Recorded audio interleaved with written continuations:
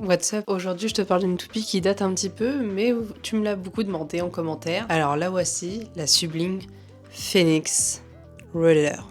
Je ne donnerai pas une note à cette magnifique performance linguistique anglophone.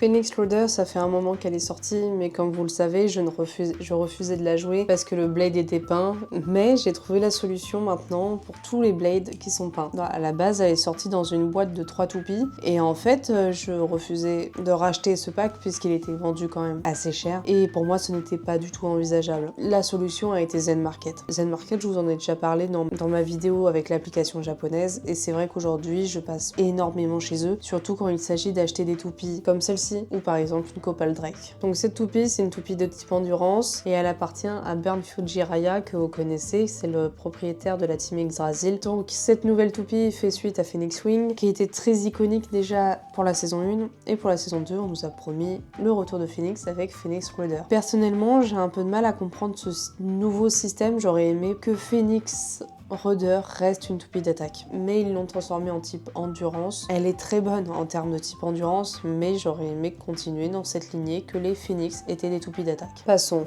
maintenant au blade. Le blade Phoenix Rider, c'est un blade de type endurance qui moi personnellement me rappelle beaucoup Wyvern Gale. C'est un blade que j'apprécie beaucoup parce qu'il est multifonction mais pas dans le sens basique du terme. C'est-à-dire que c'est parfaitement un blade endurance qui est vraiment très efficace, mais il a son lot de défense mais pas comme longtemps. Son lot de défense à lui vient dans sa résistance qui est rajoutée au niveau de sa couche sur les côtés, au niveau de ses multiples points d'impact, et ben en fait on va retrouver une couche en plastique qui va lui permettre d'avoir une certaine résistance face aux attaques. Ça marche vraiment bien face aux attaques lourdes et aussi bien aux attaques répétées. Malheureusement, c'est le seul aspect défensif qu'aura ce blade, donc ce sera très compliqué de le transformer en blade défense. À mes yeux, c'est un blade qui vaut mieux préserver en type endurance. Comme je vous disais, il me rappelle un petit peu le gimmick que j'ai avec Wyvern Gale, puisqu'en fait ce type de blade est idéal pour les fins de combat, c'est-à-dire vraiment jouer sur du spin steel. C'est-à-dire que vous pouvez très bien affronter une Wizard Rod avec et gagner sur du spin steel, mais vraiment le blade va jouer là-dessus, c'est-à-dire la chance à la dernière seconde. Et c'est vraiment très efficace avec les blades comme Phoenix Rider ou Wyvern Gale. Après, comme tout blade de type endurance, ce blade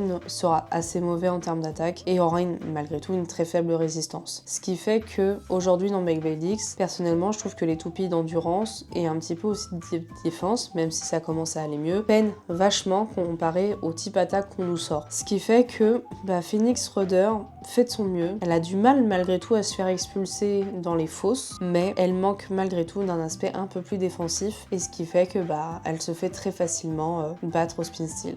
C'est donc un blade qui sur les premières secondes sera très performant, sera très résistant et saura s'adapter, mais en fonction du reste de son combo, au fur et à mesure des secondes, il va galérer et malheureusement il va finir par arrêter de tourner. Passons maintenant au Ratchet 970. Trouvez-moi quelqu'un qui n'aime pas la lignée des 9 tirets, point d'interrogation, puisque les 960, 970, 980 sont des magnifiques ratchets. C'est-à-dire que ce sont les ratchets favoris de tous. On les retrouve dans au moins un combo du deck de quelqu'un. Puisque ce sont des ratchets qui sont fins, très difficiles à faire burster du coup, puisqu'ils sont difficilement atteignables. Et en plus de ça, on peut facilement faire varier la hauteur avec. 970, c'est vraiment ça, c'est-à-dire qu'il vient vraiment se cacher en dessous du blade, donc il est assez difficile d'accès. Et en plus de ça, il permet une hauteur assez intermédiaire en tout ce qu'on connaît aujourd'hui. Donc 970, c'est un très bon compromis. Personnellement, je l'avais déjà utilisé lors d'un tournoi, et je trouve que cette pièce est formidable. Elle s'adapte très très bien. Et de toute façon, c'est ce qu'on attend des 9 tirets. Point d'interrogation. On avait déjà connu ça avec Phoenix Wing qui avait révolutionné le jeu avec 960. Là c'est pareil avec 970. C'est strictement la même chose. Pour finir, on a un nouveau beat. C'est le beat Glide.